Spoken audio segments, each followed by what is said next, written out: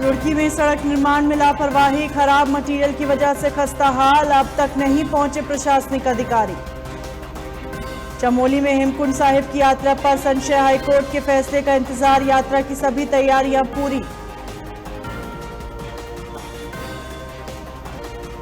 टिहरी में युवाओं ने भू कानून लाने के लिए छोड़ी मुहिम, पूर्व मुख्यमंत्रियों और कैबिनेट मंत्री को सौंपा ज्ञापन। पेगासस जासूसी मामले में अर्जी स्वीकार, अगले हफ्ते सुनवाई करेगा सुप्रीम कोर्ट।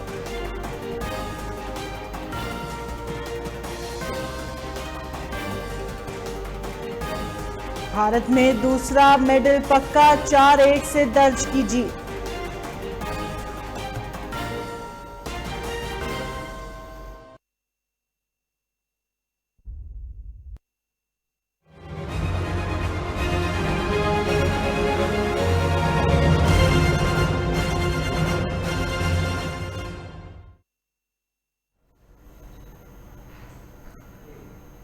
नमस्कार, स्वागत है आपका। आप देख रहे हैं उत्तराखंड लाइव, मैं हूं आपके साथ है ना। पिछले साल के भांति इस वर्ष भी कोरोना संक्रमण आपदा काल के असर से कोई अछूता नहीं है और कोरोना का सबसे ज्यादा असर स्कूल पढ़ने वाले बच्चों की पढ़ाई पर भी व्यापक स्तर से देखने को मिल रहा है और अभी तक बच्चों की पढ़ाई का काफी नुकसान हो चुका है। छात्र छात्राओं के स्कूल सुरक्षात्मक दृष्टि से पिछले साल से ही बंद है और स्कूल प्रबंधन द्वारा ऑनलाइन कक्षाओं के जरिए बच्चों को पढ़ाया जा रहा है। जैसे ही कोरोना संक्रमण का असर कुछ कम होता दिखाई दिया तो उत्तराखंड सरकार ने आगामी 2 तारीख से छठी कक्षा से ऊपर सभी कक्षाओं में पढ़ने वाले बच्चों के लिए स्कूल खोले जाने का फैसला किया है, ताकि बच्चों की पढ़ाई में हो रही नुकसान की कुछ हद तक भरपाई की जा सके।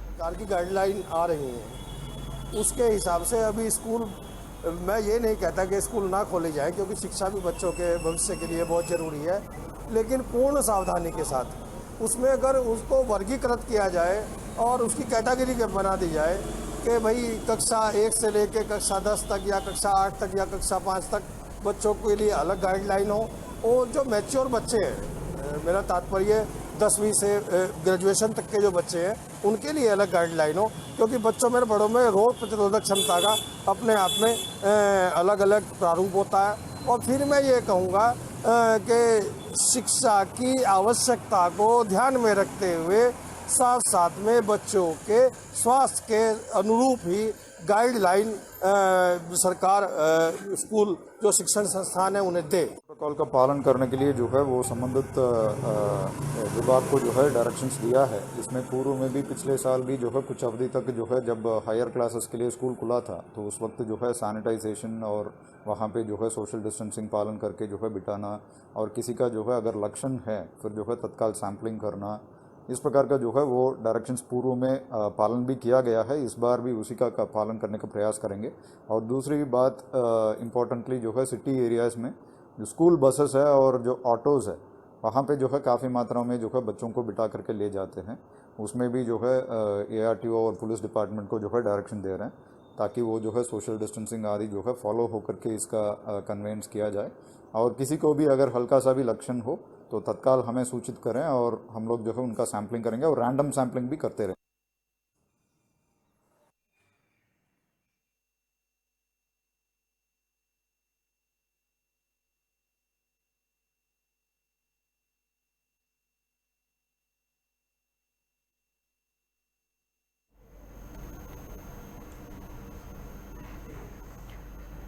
उत्तराखंड में हो रही भारी बारिश को देखते हुए डीएम मयूर दीक्षित ने जीवन रेखा से जुड़े विभागों को सतर्क रहने के निर्देश दिए।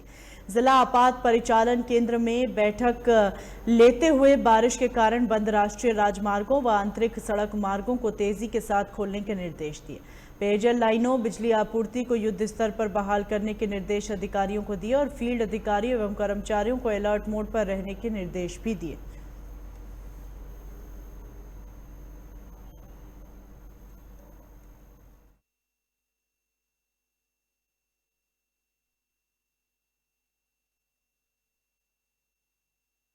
आरिफ खान हमारे सहयोगी फोन लाइन पर मौजूद है। आरिफ, भारी बारिश उत्तराखंड में हो रही है और जगह जगह पर कहीं पहाड़ दरक रहे हैं, कहीं सड़कें टूट रही हैं, जिससे हर तरफ खतरा बना हुआ है। ऐसे में प्रशासन द्वारा क्या कुछ इंतजाम किए जा रहे हैं?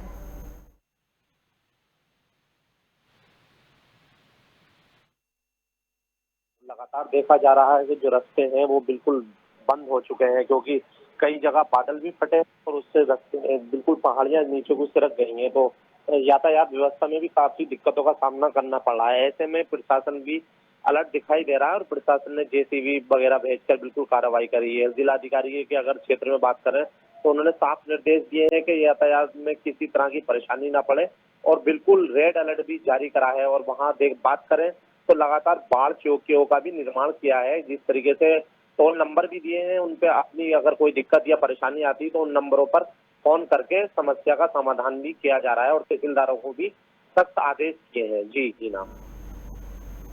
वहीं दूसरी तरफ कई जगहों पर आपदा की वजह से लोग परेशान हैं। कई मोटर मार्ग जो है वो पूरी तरीके से बंद हो चुके हैं। उन सबको खुलवाने के लिए, ग्रामीणों तक सहायता पहुंचाने के लिए प्रशासन किस तरह काम कर रहा है? जी बिल्कुल हिना, जैसे कि मैं आपको बता दूं, ग्रामीण क्षेत्रों में लगातार जिस तरीके से सीडीओ हैं और ब्लॉक प्रमुख भी हैं, वो लगातार बिल्कुल ब्लॉक प्रमुख सख्त दिखाई दे रहे हैं। ऐसे में उन्होंने अधिकारियों की ब्लॉक में एक मीटिंग लेकर साफ निर्देश दिए हैं कि ग्रामीणों को किसी भी दिक्कतों का सामना ना करना पड़े। ऐसे में साफ देखा जा रहा है कि बिल्कुल भी कतई लापरवाही बर्दाश्त नहीं की जाएगी और कोई भी अगर लापरवाही करता तो उसके खिलाफ सख्त कार्रवाई की जाएगी। जी हिना।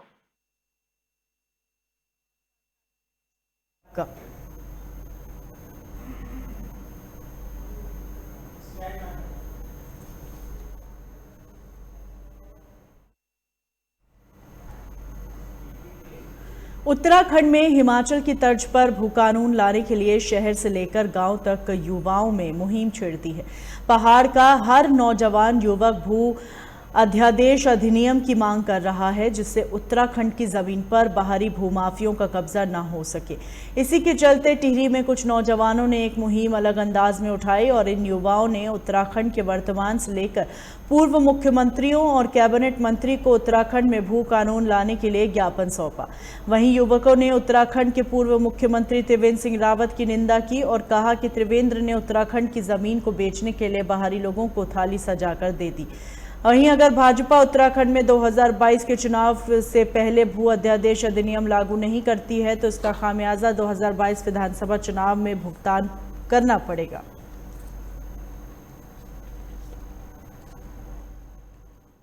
अभियान 1914, 15, 16, 17, 18, 21 तक लगातार हम इस पे काम कर रहे हैं। हम चाहते हैं कि यहाँ पे हिमाचल की तर्ज पर भू कानून लगे। 2004 में और 2007 में यहाँ पे 500 और 250 वर्ग मीटर एक अध्यादेश बना था जो कानून नहीं बन पाया। लेकिन 2018 में राज्य का ऐसा दुर्भाग्य रहा कि उन्होंने यूपी ZLR 1950 का नियम 154 के तहत इसको जो एक रिस्ट्रिक्शन थी 12.5 एकड़ की, उसको डिमोलिश कर दिया। विधानसभा में दिसंबर 2018 में इसका कानून बना दिया। इससे ये होगा कि जितनी मर्जी आप जमीन खरीद सकते। तब से हमने इसमें और ज्यादा इसमें वो किया, लेकिन इन्होंने बहाना क्या बनाया कि यहाँ पे इन्वेस्टर समिट मीट आएगा, 1,20,000 करोड़ का इन्होंने एक बहुत बड़ा हेलोजन का गुब्बारा उठाया ताकि हम अपनी उत्तराखंड की जमीन को ये बेच सके। हमने इसका लगातार विरोध किया। जिस प्रकार हैप्पी बर्थडे का गुब्बारा टका रहता है, उसी प्रकार से आज हमने 24 लाख परिवार मेरे राज्य के हैं, वहां पे हमने भू कानून का गुब्बारा टाक दिया है। आज पूरा उत्तराखंड में एक वेव आई है कि उत्तराखंड मांगे हिमाचली भू कानून।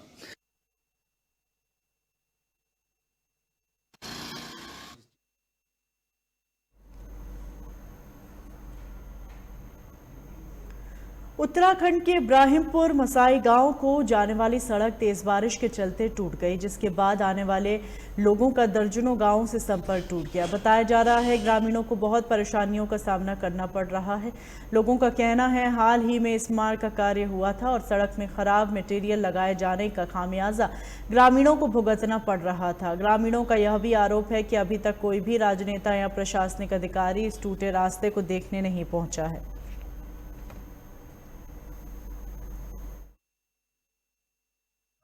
मार्ग जो है बहुत अक्सर ये टूटा हुआ है। यहाँ से नागल पुल में घूमते हुए लगभग ये 10 किलोमीटर घूम के तब आना पड़ रहा है यहाँ पे। यहाँ पे ना ये रास्ता जो कस्टमर या इधर से या जो जाने वाले हैं नागल पुल से होते हुए तब आ रहे हैं यहाँ पे। और यहाँ से यहाँ पे बहुत परेशानी हो रही है। इसमें इब्राहिमपुर और आदिपुर के बीच में एक ये पुल टूटा पड़ा है और काफ़ी परेशानियां हो रही है और ये 2 दिन से टूट रहा है और लोग परेशान हो रहे हैं ज़्यादा। इसकी कमी मानते हैं।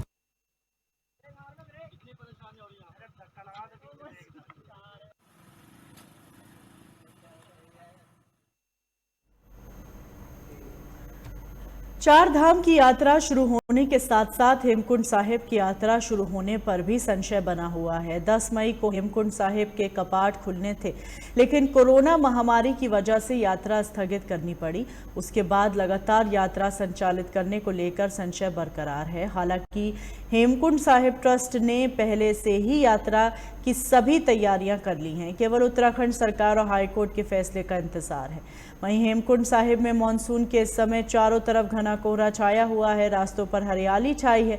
इन दिनों जब यात्रा संचालित रहती थी तो प्रकृति अपनी और यात्रियों को आकर्षित करती थी, पर यात्रा ठप होने से हेमकुंड साहिब का पैदल मार्ग वीरान पड़ा हुआ है।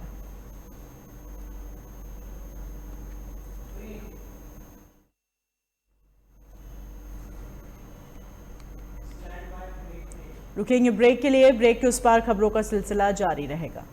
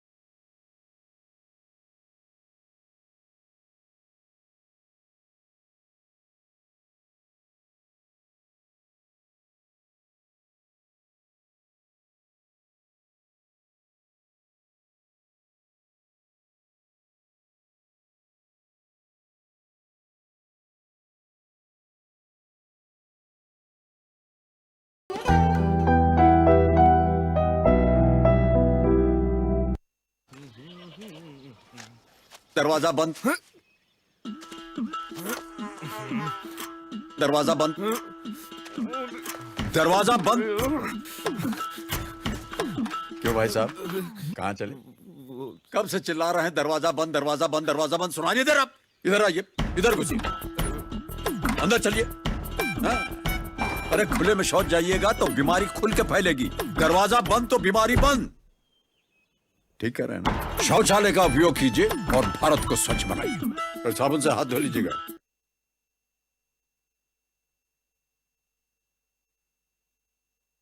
मुद्दा चाहे जो भी हो, आगाज से अंजाम तक हर मुद्दे की करेंगे छानबीन। देखिए बड़ी बहस शाम 7 बजे, सोमवार से शुक्रवार। बॉलीवुड की हर खबर, फिल्मी सितारों का सफर, कंट्रोवर्सी से लेकर गॉसिप तक, लिंकअप से लेकर ब्रेकअप तक। देखिए हर हलचल बॉली तड़का में हर रोज दोपहर 12:30 बजे सिर्फ लाइव टुडे पर।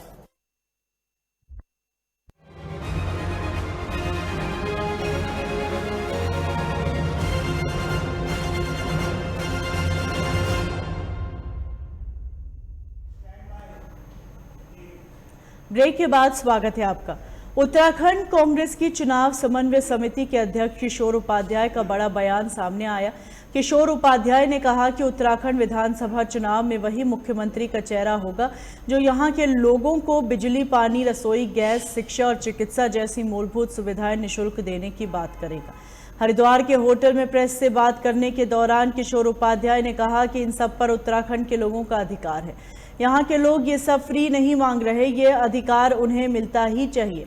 कांग्रेस, भाजपा समेत सभी राजनीतिक दलों में उसी को मुख्यमंत्री का चेहरा बनाना चाहिए जो यहाँ के लोगों को उनका अधिकार दिलाने और खुशहाली लाने की बात करे। बिजली दो, निःशुल्क पानी दो, निःशुल्क प्रत्येक महीने एक रसोई गैस का सिलेंडर दो।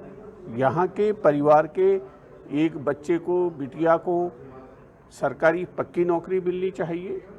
यहाँ अगर किसी को जंगली जानवरों ने किसी तरह का नुकसान कर दिया तो उसकी प्रतिपूर्ति ठीक दीजिए, 25 लाख रुपए मुआवजा दीजिए और परिवार के एक सदस्य को नौकरी दीजिए। और निःशुल्क शिक्षा, तब चाहे कहीं तक भी वो बच्चा पढ़ना चाहे, और निःशुल्क जो है सबसे अच्छी चिकित्सा व्यवस्था की यहाँ पर जो है वो बात जो राजनीतिक दल आने वाले चुनाव में करेगा, मेरे ख्याल से वो यहाँ पर सरकार बनाने का काम करेगा। तो जो एजेंडे पर आएगा, लोगों के जीवन में खुशहाली लाने का काम करेगा, वो चेहरा होना चाहिए। और वही चेहरा है यहाँ का एजेंडा, जो वनाधिकार का एजेंडा और उत्तराखंड का एजेंडा। कांग्रेस का कोई चेहरा होगा जिसको मुख्यमंत्री के रूप में प्रेजेंट करेंगे? अरे भाई, जो ये सब चीज़ें कहने के लिए आगे आएगा उसी को चेहरा समझो, जो लोगों के जीवन में खुशहाली लाएगा। भाई हम सब ये चीज़ें देंगे, उसी को चेहरा होना चाहिए।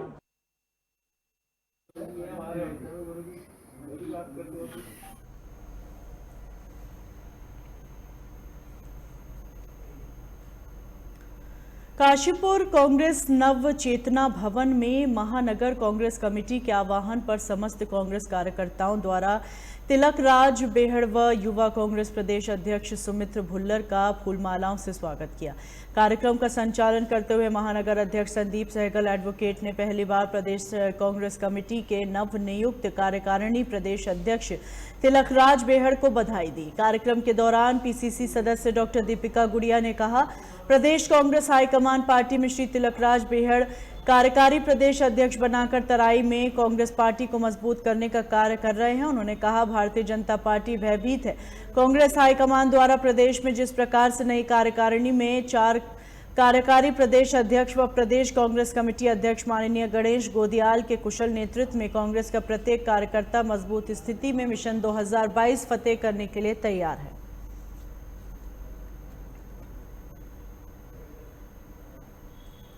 स्वागत हुआ, आज यहाँ हो रहा है। स्वागत ही नहीं, हम तो कार्यकर्ताओं के अंदर ऊर्जा भरने के लिए आए हैं। ये सब डट जाओ, 2000 मिशन 22 जो है वो कांग्रेस का होना चाहिए, सरकार कांग्रेस की बननी चाहिए। इसी मिशन के हिसाब से हम लोग उतरे हैं मैदान में। कांग्रेस में भी बढ़ती नजर आ रही है, उसमें क्या? काशीपुर में देखिए, तो काशीपुर में एक जगह 2 प्रोग्राम है, ऐसा क्यों? अब ये तो इनका व्यक्तिगत पारिवारिक कार्यक्रम है और इन्होंने कहा कि परिवार के हो तो होते हुए चले जाओ। कार्यक्रम 2 जगह नहीं, कार्यक्रम एक ही जगह है।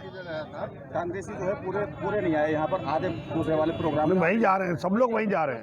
ये तो मेरा पारिवारिक रिश्ता है, मैं इनके यहाँ मिलने के लिए आ गया हूँ।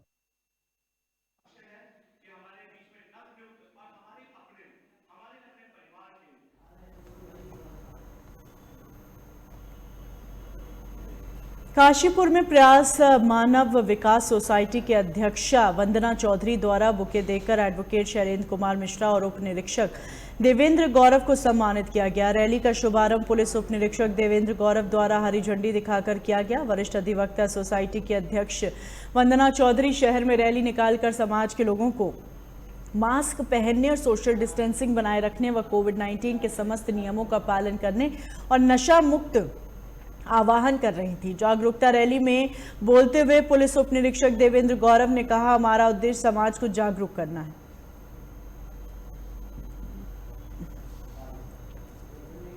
एनजीओ है प्रयास मानव विकास समिति, इनके द्वारा कोरोना की संभावित तीसरी लहर को देखते हुए और साथ ही साथ नशे के प्रति लोगों को जागरूक करते हुए काशीपुर शहर के मुख्य मार्गों में जागरूकता रैली निकाली गई, जिसमें इनके द्वारा मास्क और सैनिटाइजर की महत्ता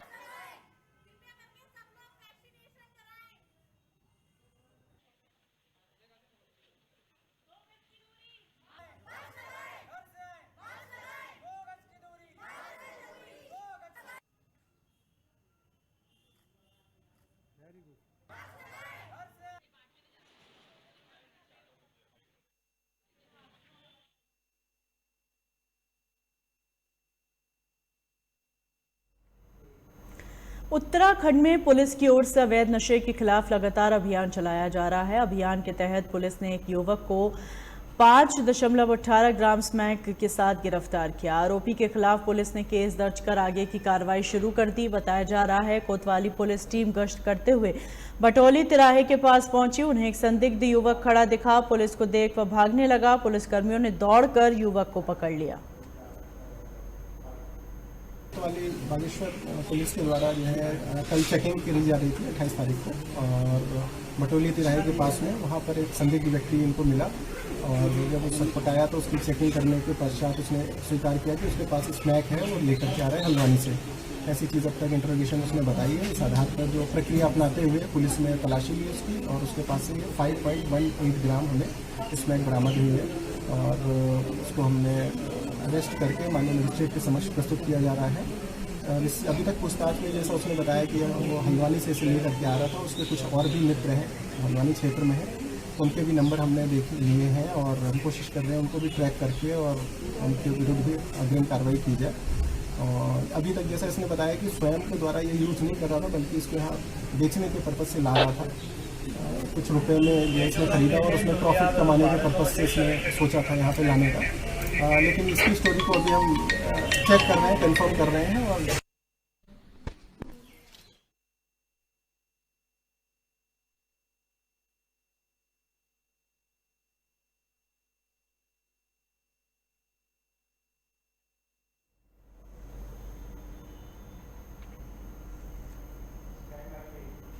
उत्तराखंड के रुड़की नगर विधायक प्रदीप बत्रा ने शहर में हो रहे जलभराव का निरीक्षण किया और शहर में जगह जगह पानी में जलभराव की समस्या देखते हुए उसकी शिकायत की। विधायक बत्रा शहर में निकले और जलभराव की समस्या का जायजा लिया, जिसमें उन्होंने बताया कि रुड़की शहर में नगर निगम के सफाई कर्मचारी पिछले 9 दिन से हड़ताल पर चल रहे थे।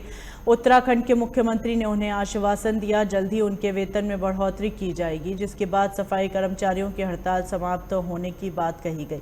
उनका कहना है कि जगह जगह जो कूड़े के ढेर लगे हैं उसे पानी ज़्यादा, लेकिन जिस तरह से अभी तक पानी की निकासी का समाधान रुड़की शहर के अंदर पूरी तरह नहीं हो पाया है, वो जल्द ही और नालों का काम कराकर जलभराव की समस्या से जनता को निजात दिलाएंगे। की समस्या रुड़की में उत्पन्न हुई है। जैसा कि आप जानते हैं विगत दिनों से नगर निगम में कर्मचारियों की हड़ताल भी चल रही है। प्रयास से हड़ताल जो है वो ऑलमोस्ट खुल गई है, परमानेंट कर्मचारी काम पे आ गए हैं और जितने भी हमारे कर्मचारी थे वो लोगों ने हड़ताल समाप्त कर दी है। और यहाँ पर जल भराव में देखने आया था, ये बाकी समस्या है रुड़की में, और ड्रेनेज प्लान काफ़ी दिन से हमारा चल रहा है और ड्रेनेज प्लान को और पूरा भी करना है क्योंकि समस्या रोज़ उत्पन्न हो रही है। पॉपुलेशन जो है लगातार बढ़ रही है, अनऑथराइज घर भी लगातार यहाँ पर बन रहे हैं, तो इसके लिए मैं प्लानिंग कर रहा हूँ कि ये जो पानी की समस्या है इसका समाधान हो। जो सिविल लाइन्स में सीवर का काम नहीं हो, उस काम भी जल्द यहाँ पर सेंक्शन हो, क्योंकि नहर के उस पार तो सीवर का काम हो चुका है, सिविल लाइन्स में भी नहीं हो पाया, तो उसके लिए भी जल्द प्रयास कर रहे हैं करने का। मुझे जानकारी है रामपुर चुंगी में, अमृत तालाब में लो एरिया जो हमारे पानी भरता है उसके लिए कई नालों का निर्माण हो चुका है। पठानपुरे से लेकर और सुहानीपुर वाला नाला पक्का करा जा चुका है। एक नाला प्रस्तावित है सब्जी मंडी से लेकर और नदी तक जाना है, क्योंकि एकमात्र नदी ही यहाँ पर जो है निकास का द्वार है, तो सारे नाले वहीं तक बनने हैं। सपना पुलिया वाला देखिए पुलिया की जगह पुल बन गया है, जिससे कि निकासी पानी सुचारू रूप से हो रही है। जो पहले आज से 10 साल पहले सिचुएशन थी उसमें काफ़ी सुधार आया है और अब जल भराव की समस्या इतनी नहीं है जितनी पहले थी, और जो समस्या रह गई है उनका समाधान तुरंत किया जा रहा है।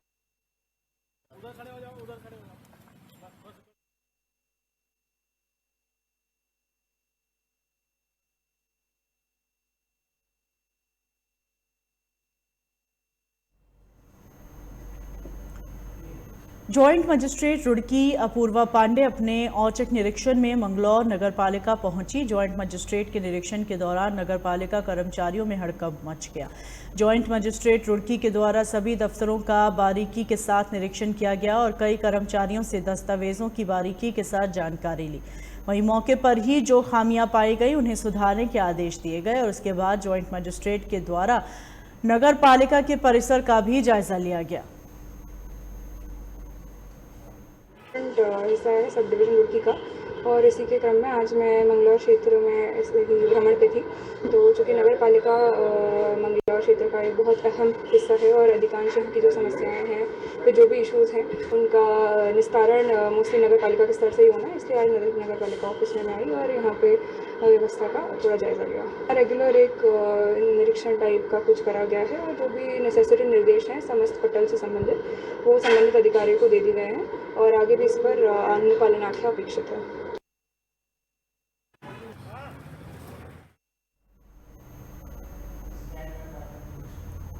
इन्हीं खबरों के साथ बुलेटिन में फिलहाल इतना ही, दीजिए इजाजत।